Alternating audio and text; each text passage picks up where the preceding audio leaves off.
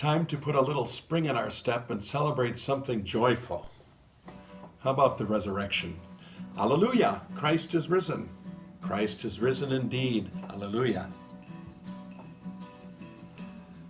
There is an infectious quality to this Easter song, text and tune by Luis Boyos, born in 1937 and last known to be living in the Dominican Republic. The song tells stories of the risen Jesus appearing to his followers after the resurrection, to the women at the tomb, to Mary Magdalene, the disciples, including Thomas, who needed to verify that this truly was Jesus by touching his hands and his feet. But throughout this song, there clearly is joy.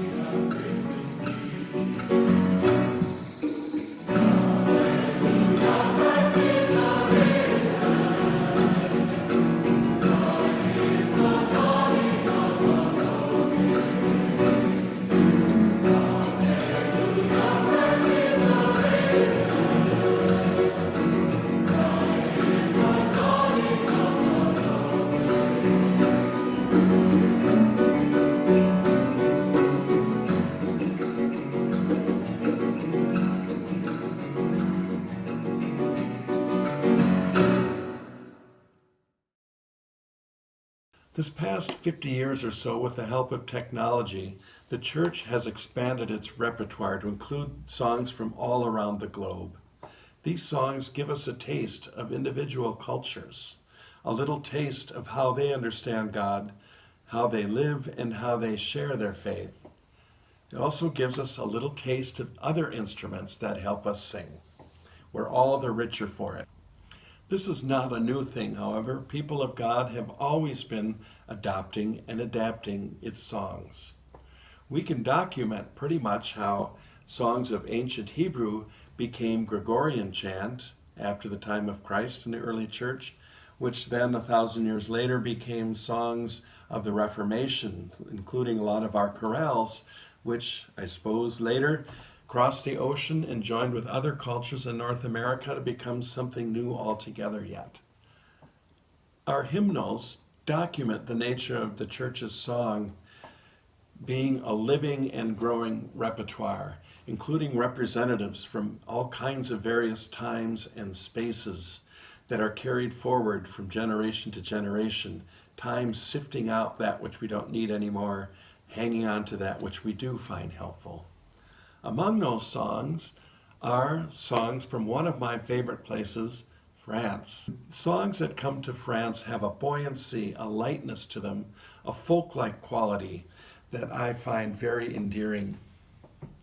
I've joked about the French culture actually understanding what Jesus was talking about by saying, "Here, have some wine, have some bread, love one another."